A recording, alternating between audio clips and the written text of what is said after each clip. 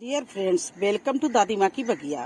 Friends, आज मैं आपको एक बहुत ही महत्वपूर्ण जानकारी देने जा रहे हैं कि अगर आप ऑर्गेनिक खेती अपने टेरेस गार्डन पर करना चाहते हो तो ऑर्गेनिक खादें भी डालना चाहोगे और कौन कौन सी ऑर्गेनिक खादें फ्री में आप बना सकते हो जिसमें कोई खर्चा नहीं और इतनी उपयोगी खादें हैं कि उनको डालने के बाद आपको बिल्कुल जरूरत नहीं मार्केट से कोई खाद लाके डालने की। तो चलिए शुरू करते हैं पहली इस खाद से। अब ये हमारा ड्रम देख लीजिए। ये मैंने किचन वेस्ट से फ्री में खाद तैयार की और ये देखिए लगभग 100 किलो खाद होगी कम से कम। आपको मार्केट में लेने जाओ 2 बोरियां 50 किलो मिलती है। उतनी खाद ये रेडी होके मुझे मिल गई है और ये हम बरसात और सर्दी में यूज करूंगी। बताए इसमें मैंने ये जरूरी नहीं कि केवल किचन वेस्ट डालो आप, इसमें लेयर बनाई जाती है। पहले पत्ते की लेयर, सूखे पत्ते की लेयर डाल दी, इसके बाद में किचन वेस्ट 15 दिन तक डालते रहे, उसके बाद में फिर सूखे पत्तों की लेयर लगा दी। उसके बाद में आपको अगर के आप डेयरी जाओ और वहां से 1-2 बोरी आप डेयरी से कोई सूखी खाद या कैसी भी काऊ डंग ढालाओ, उसको गोबर की खाद डाल दो। फिर आप उसी तरह से किचन वेस्ट डालते रहो। फिर आपके पास में जो गार्डन में आपने जितनी भी सब्जियां लगाई उनके पत्ते जब आप हार्वेस्टिंग करते हो तो वो पत्ते बेकार नहीं होते, फेंको नहीं, उनको भी इसमें भरते रहो। फिर आप झाड़ू लगाते हो, जो सूखे पत्ते झड़े उनको भी इसमें डालते रहो। इसके बाद में किचन का तो आपका जो चाय पत्ती और जो सब्जियों के छिलके और जो भी आपके घर में फ्रूट्स खाए जाते हैं उनके छिलके, वो तो बराबर आपके चलते ही रहेंगे। लेकिन उसके साथ साथ में आप ये चीजें भी लेयर लगाते रहो। जैसे सूखे पत्ते कहीं मिल जाए 1 बोरी डाल दो, खाद गोबर की खाद मिल जाए 1 बोरी डाल दो और इस तरह से आप ड्रम भर लो। और उसके ऊपर आप आपके पास में अगर बेस्ट डीकम्पोजर का घोल हो तो वो इसमें लगाते रहो हर महीने। अगर वो नहीं है तो आप थोड़ा सा गुड़ घोल कर और आधा लीटर पानी इसमें डाल दो। आपके पास में खाते घर में किचन में छाछ है, लस्सी जिसको बोलते हैं, दही है, अगर वो पुराना हो आप फेंको नहीं, उसको घोल के इसमें डाल दो तो इसमें स्मेल भी नहीं उठेगी और देखिए इतनी अच्छी खाद तैयार हो जाएगी। तो ये मैं खाद अब हमारा 15 मई के बाद में और जब तक बरसात नहीं आती अब मैं बहुत कम सीड लगाऊंगी। जो हमारे पुराने सीड है उन्हीं की देखभाल करूंगी और ये खादें हम सर्दी और बरसात के लिए तैयार धूप दिखा के छान के भर के रखूंगी। क्योंकि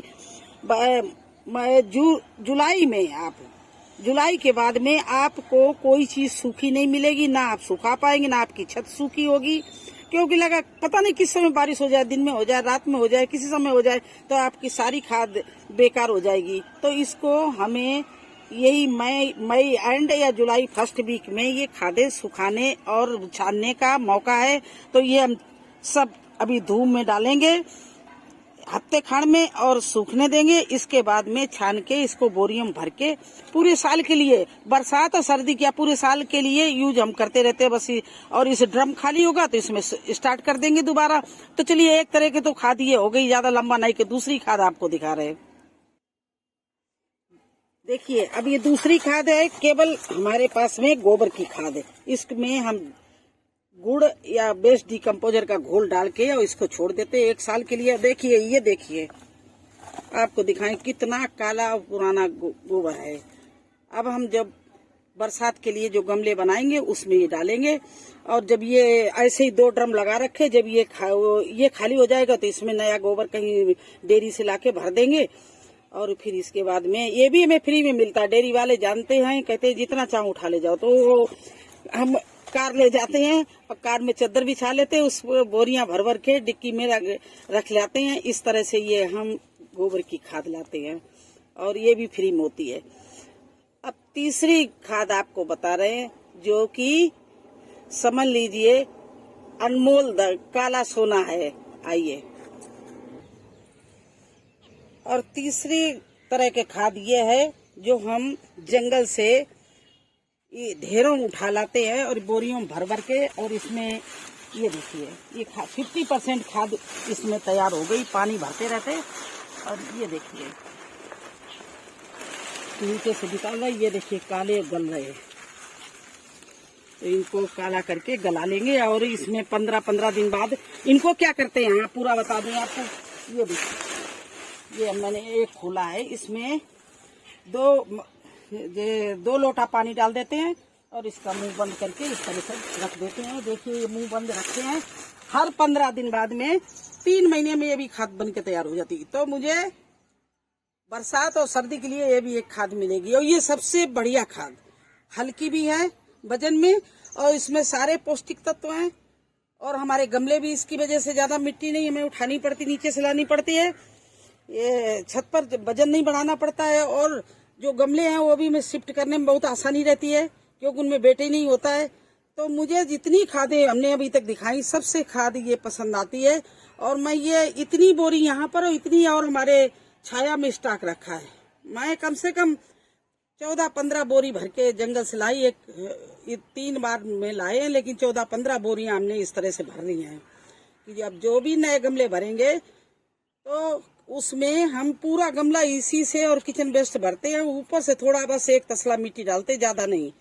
और इसी तरह से मेरी ये देखिए हरी भरी बगिया का राज है सामने, आप देखिए।